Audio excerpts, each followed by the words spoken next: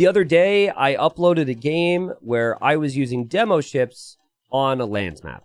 Well, kind of a lands map. Anyways, if you didn't see that one, I would suggest watching that because that adds a lot of perspective here. It's a rather short video. And anyways, it was a game I had played versus Celette, who I'm playing here. And we had played that game just before this one, all right? So, spoilers, but was able to get the job done with some sneaky demos because Mega Random gave us amphibious terrain where land units and water units could roam. And then Mega Random decided to gift me Malay, a fantastic water civilization with more amphibious terrain. So naturally, where was my mind? Well, it was to take advantage of this middle area, which is elevated, which could be nice, but isn't directly next to where players take resources. So it's definitely very different from the previous game. So here I am in the blue, again, Malay. Malay get extra dock vision. Malay have fishing ships with, well, they have no fishing ship bonus, but their fish traps give them tons of food, which is fantastic. I believe they're also slightly discounted, the fish traps as well. Anyways, good infantry, good archers. I think overall could be a pretty decent matchup against the Gujaras. My opponent's civilization, they're not known for the water prowess, but more so for land. So it could be a clash of styles there. You do get the 2 berries underneath the TC at the start, which is nice. And that allows you to then put your sheep, or in this case, the cows, into the mill.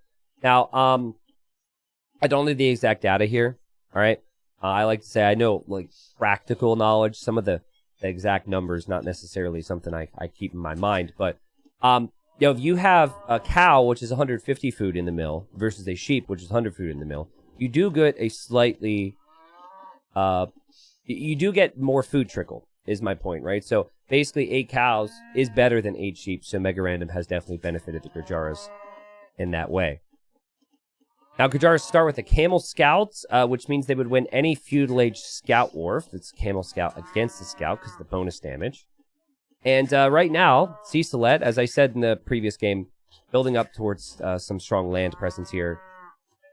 And I'm well aware of that, right? And like in the previous game, I walled up, and I played very defensive, and I played in towards water, and then took it from there. This game, I was thinking the same. I really didn't want to try and go for any units in the Feudal Age. So I was a man with a plan. Check this out. I'm a man without cows. Like right now, I'm feeling pretty good. I'm like, oh man, he's super unlucky. There's not many cows on this map. That's actually really good because like I actually played a game against the Gujaras once where it was like a lands nomad style and there were sheep everywhere. My opponent had 3 mills filled with sheep. 30 sheep in mills, that's right. And just destroyed me. And now that was also before they were like nerfed too, so it was super strong. But I've been waiting for the Age of Empires gods to pay me back, right? Like if I play against someone who gets 30 sheep inside their mills as Gujaras, I feel like I got to be up against Gujaras with 0 sheep at some point, right? Unfortunately, that is not the way the game works, and he's in a pretty good spot. I, of course, found those cows as I was being a very defensive-minded player, and I think I found 2 more cows over here as well. So I'm just scheming on walls right now. So my thought process was this. On maps like Hideout or Arena, a strong thing to do with Malay is go up to the next stage quickly, get your wood upgrade, get your farm upgrade, just mini boom, as we call it, inside your walls, get a nice eco, and then push out. And I figured Gujaras would always go scouts, so I figured as long as I had full walls, the scout rush should never really do anything, and then I should be able to chill. That was kind of the thinking here. Don't ask me why my cows are all around right now, but letting them roam the pastures. And we've been able to wall up pretty nicely here. Couple of villagers walling at the moment, which obviously is rough. I was a little concerned about this. But yeah, but my goal is like to control this area. And I signal. And I'm signaling the water. And I smile here. And in hindsight, I didn't realize I signaled there. And I said, "You gonna demo again, ? So I'm reminding him, the game had just happened. I'm reminding him of what happened in the prior game and, you know, some mind games. And he just says, too scared, stay on land.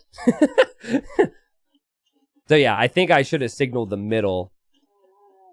I guess he honestly didn't really scout all that much. He actually stayed at home this entire time, is adding the stable blindly, and will end up making some army, but will run into full walls at my base. And I told him I'd consider, which I am going to have to consider a couple things here. I think the number one factor is, like, what would viewers want? What makes a better storyline? Because I knew the previous game was a video, right? I love myself a good follow-up. I love a good story, right? To come into one game with the perspective of what has happened before, always really nice. So there's that, but then there's also, like, you know, the whole winning thing. And I was definitely in a, it's not about the win, it's how you win type of mood. So I was leaning a little bit more towards the water. Did confirm my opponent has a stable, so figured there would be scouts out. And I am completely walled at this point in time. He has located some of my base and has probably clicked in there. And just kidding, I actually wasn't completely walled.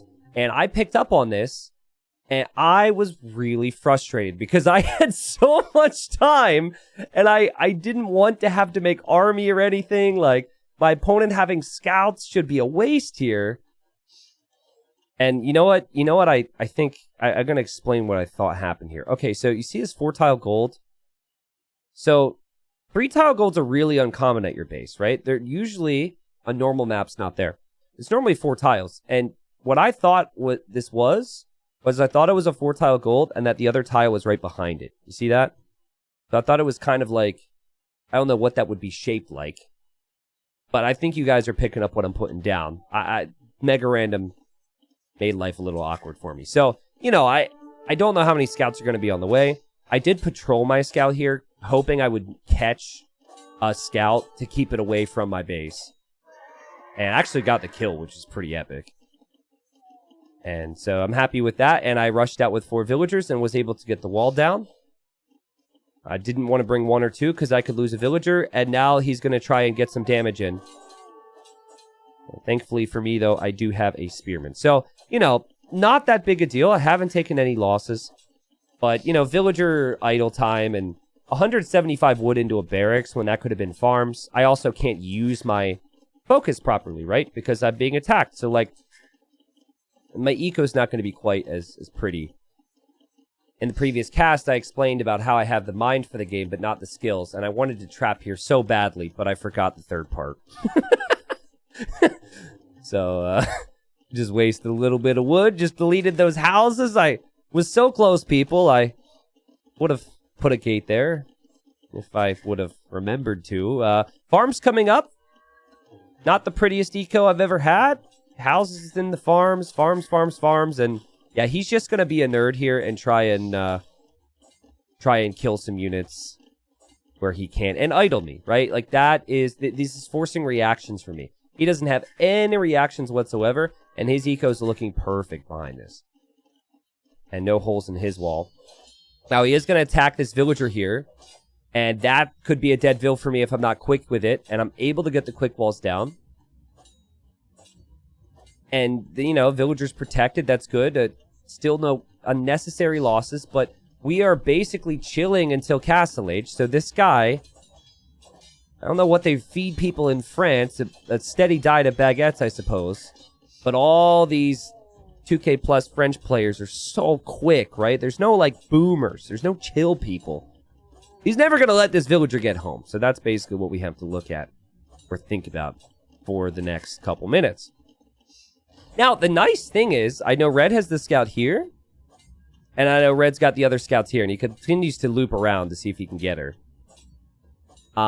So that allows me to be sneaky. So, I'm making a dock and I'm going to make a demo. Because naturally, I'm going to do that. Now, in the previous game, it kind of worked because he wasn't expecting it. Now, it's like immediately after I just did it. And I also reminded him, right? And here I go. Now... I'm going to try and move a little bit further here. Honestly, I wish this villager would have just died. Because now I'm obligated to look at this. Who cares? I should have just deleted her. It's been a long day, so I'm even getting stressed rewatching that. Like, no, not worth it. Just kill her next time. Sorry, lady. But look at the vision I get from the docks. This is crazy. So, I want to paint a picture for you, okay? I want to show you my plan. So, the expectation is that he is going to go for the big boom and land pressure, right? But my thinking is, if I control the water, I can essentially range all of this, right? So I can range all of this, and then, I'd have to stonewall the sides. So, does that make sense? So that's my thinking. Now, he's actually scouted this dock. He doesn't even know how many I have. I'm going to have 3. And he does accidentally signal there and apologizes for that, but he knows something's up now because of that scouting. He comes over here to my gold to attack, and I am going to thankfully be able to save that villager for the time being. So, the thinking is late game, good control, right? And if you're thinking late game, you should always be thinking about getting those relics. Like I said, super awkward. That hole has been such a pain. And I just walled that. This would have never happened. I was going to add archers, but then I thought, remembered that he has Shravamshas. Now, Shravamsha is a unit. It's no secret. It's my least favorite unit in Age of Empires 2. It's not a good unit, okay? And I'm not even talking balance. It's just, I'm allowed to not like at least one unit, right? I don't like it. It has a quote-unquote dodge. It doesn't dodge anything. It gets hit right in the face. It just doesn't take damage. They need to pick a different word. It's not a dodge. But anyways, so it's actually really good against ranged units. And here I am making ranged units.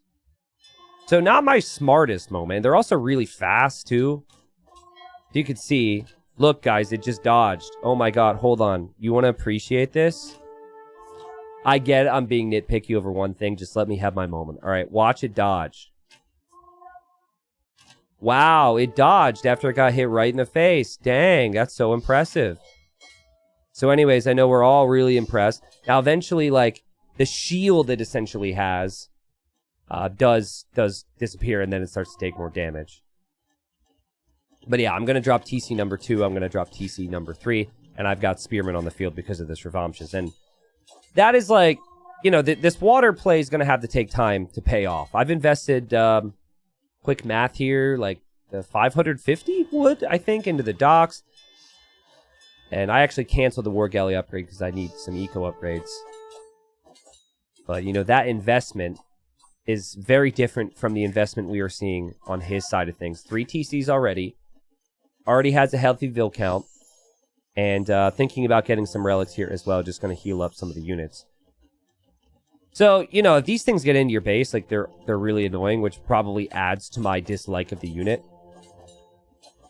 And I'm not really in the best position if this TC goes up to balance my eco as I would like. I think what I really would have liked is a TC up here. But we're keeping tabs here, and I've got monks coming out, hopefully to get conversions and to get relics.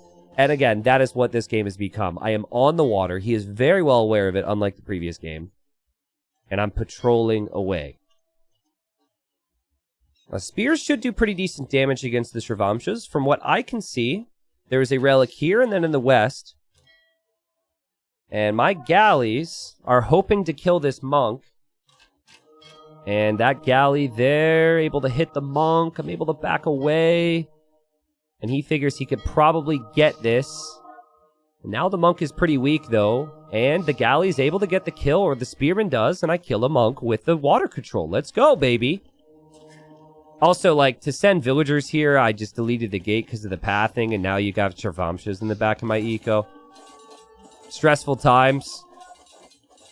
I think my disdain for this unit makes me make poor choices against them. Do you guys have a strategy you play against where you just kind of lose the will to play the game a little bit? I don't have many of those things these days. Maybe that's part of it. Pretty foolish from me to let the Shravamshas into my base, but hey, we end up killing some monks here and protecting the relic, converting one of the Shravamshas, converting 2 of the Shravamshas, and now I have the power of the dodge. And that's not too bad. Idle eco time is double for me. And Celette has 1 relic. Let's check res collected here. Very curious on that. It feels like his food and wood should be insane. And look at the difference in the food count. Oh boy, that's a rough one. Resources in general is rough, people, but, you know, basically his wood went into TCs and farms. My wood went into ships. But what I love about this game, not this game specifically, but Age of Empires 2, is there's pros and cons, right?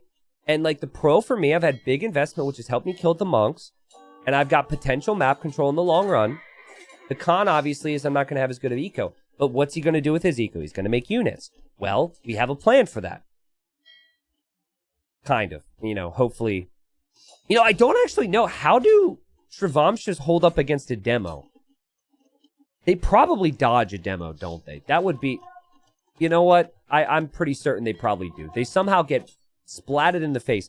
Hardy, can we get an answer here and edit it into the video? Hardy's going to show you an example. Maybe at like the bottom right of the screen or something. I'm curious. They should definitely take damage from a demolition ship. That's my feeling on the matter. Anyways, we continue. And nice quick walls here from Celette. Meanwhile, Castle's going up here. And I actually was able to get a couple hits in on the villagers, which wasn't too bad. But unfortunately, that castle was perfectly placed. He learned from the previous game. I think if I would have had War Galley and Bodkin, though, maybe it's denied. Was able to kill this villager in the meanwhile, save my own, and get 2 relics. But now I know. Because, guys, when players... Like, if you ever lose water... Also, thanks, DE. I patrolled here with the tax stance, and it's prioritizing a farm. I'd love to say that's a new bug. But thankfully, I noticed once I start to get converted. You know, if you ever lose water, the best thing you can do is castle the shoreline in an area where your castle obviously won't be denied. And then redock. Because this castle protects that shoreline. Now, it's not ideal to have to make a castle at the bottom of the hill. I would say maybe he could have gone for it up here. But there's been other things going on here. As we're both expanding our eco. So I am basically in defend mode because of how ridiculous his economy has been. And I'm starting to spread out some units here on the sides too. Like sitting on the stone, sitting on the gold. Very well aware he is building outposts. But I knew that, like, if I could funnel things in towards the sea, if you could even call this a sea, this is like an elevated swamp.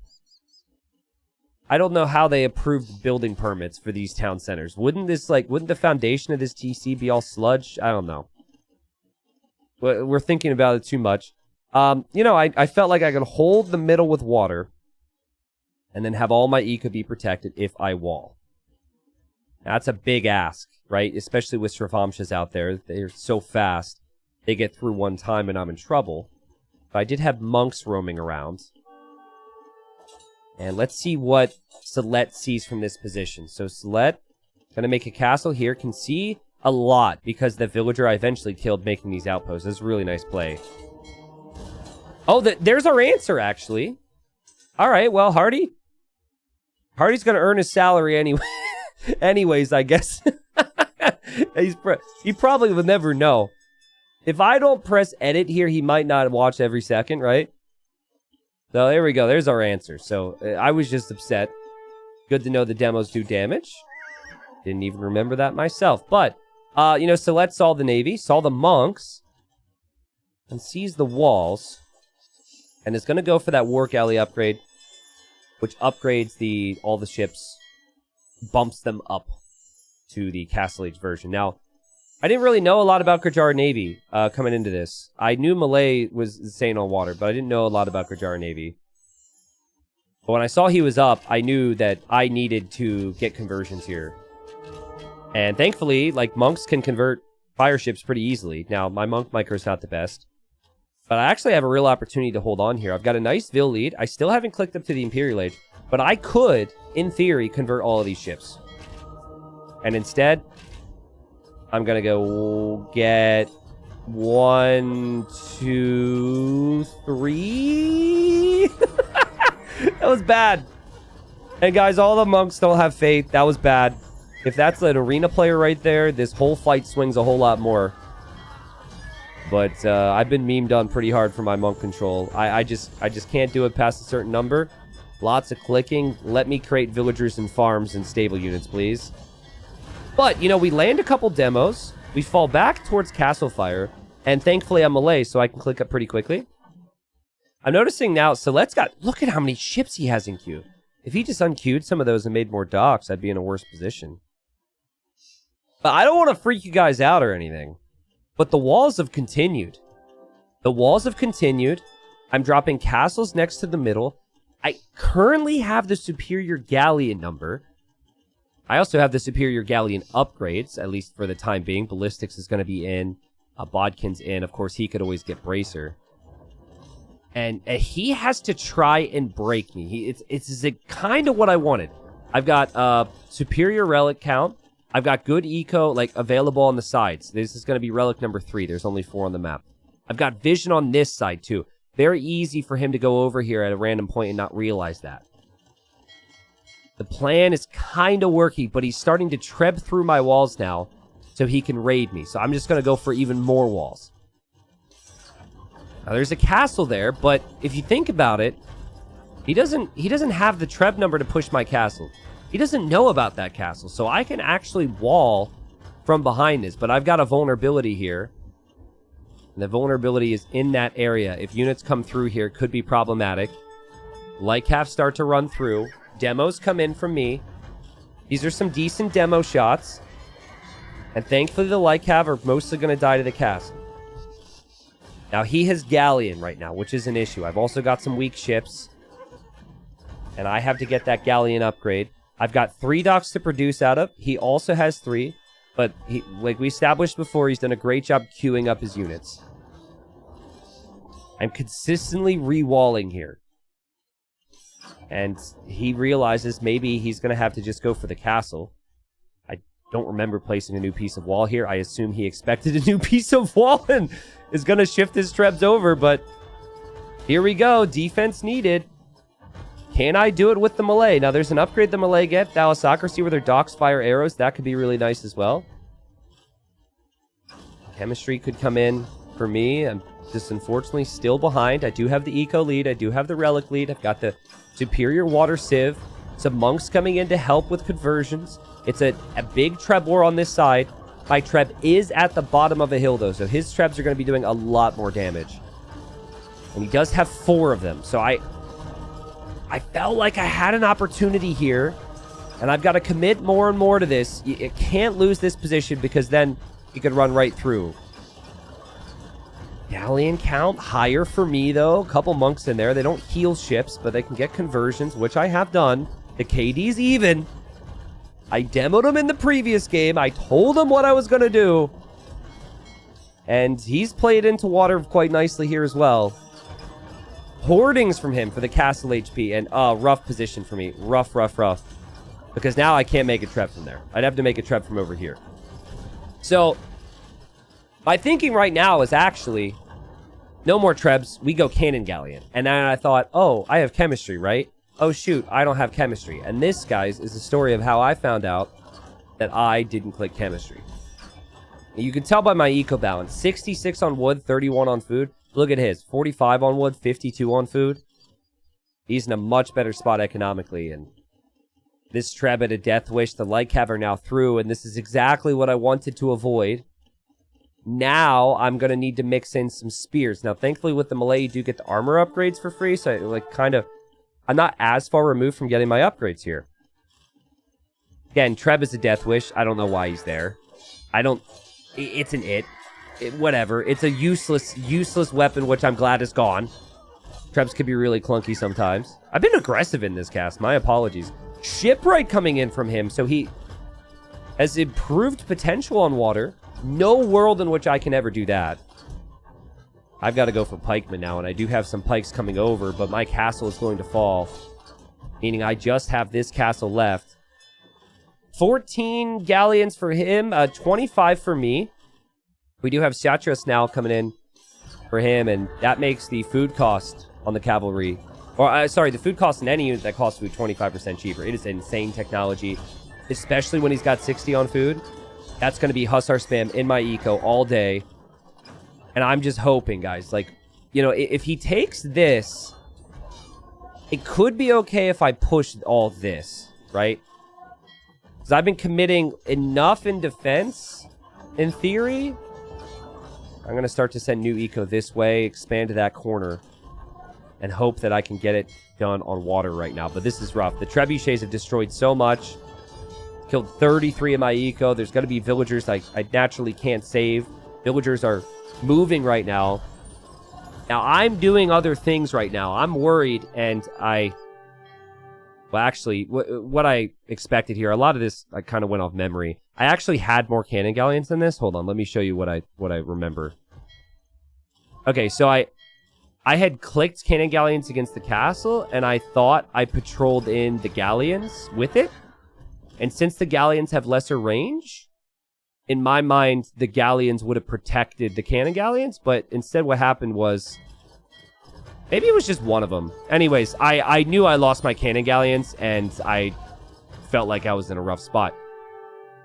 You know, in hindsight, I wish I would have played on a little bit more. It's actually not as bad as I thought. Like, the galleon count's pretty close. He does have careening on me, so he's got extra armor. He does have shipwright. He does have more docks. Like, I think, well, actually, he doesn't have more docks. But, like, looking at the position now, it feels pretty bad to resign at 175 pop, but I didn't really look at my population. I just knew that this is going to be a massive headache that would never stop. I felt like I needed to be pushing this right now. I'm sure maybe if I play on another 5 minutes, he breaks through on the other side and we start to have some massive problems. So apologies for maybe lacking some fight there, but I still thought this was a pretty fun game, which is why I wanted to bring it to you. Especially considering the context of the previous game where I went water against him and came into this and we kind of chatted about it. So I hope you guys enjoyed. I think what I did was fine. If you're wondering, T90, was your strategy not good? Like, what exactly went wrong? It's just all about what I did with my wood at the start of Castle Age. So Castle Age would have been around roughly 20 minutes. Okay. So 3 docks, and I went up to 6 galleys. That is a lot of wood investment. And it's not into T-Season farms. Whereas he goes T-Season farm. So, I think, and eco upgrades. I think the idea of taking water here is actually smart. But doing it in Castle Age didn't give me much benefit. I think it would have been better for me to invest in my eco a bit more. And then, you know, as we head towards the later stages, then dock. Pretty much exactly what he did, right? Because, you know, at this point, even though the eco count's 4 different, he's already collected 600 more resources, and that's all that food. And what does food bring you? It brings you eco upgrades, it brings you Imperial Age. All those things was just so huge for him. He played super clean, did a really nice job, and got a really nice win here. Even like the castle, the docks, everything was pretty good. But we gave it a shot. I thought it was a fun game, and that's why I brought it to you all. So, like I said in some of my other recent uploads, thank you guys so much. We recently hit 350k subs on YouTube, and that is a big number. I started this a very long time ago. I'll tell you what's actually more refreshing for me, more exciting for me than the subscriber button, because like if you follow YouTube, you know, the subscriber button doesn't necessarily lead to a healthy channel. That's what I've found anyways. Guys, we're getting millions of views a month. Millions of views a month. I don't know if like my mom has bought like 1 million PCs and is just trying to support her son and is doing all this, or if it's actual real people. I'm just going to have to assume it's actual real people. Thank you, real people, for watching and being a part of this whole thing.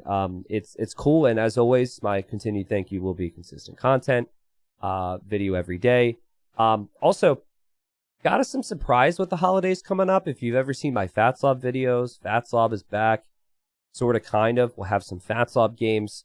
First time in like a year I've done that. That'll be coming up here around the holidays. As well as some more small maps and some other things. So, again, guys, very motivating to have so many of you guys watching out there. It means a lot to see so many on the channel. Thank you, thank you. And I'll see you tomorrow. All right, well, I don't know what it's going to be yet. But make sure to thank Hardy for editing that demo against the Shravamsha, because I didn't do my homework on if that works or not. Thank you, Hardy. And thank you, community. See ya.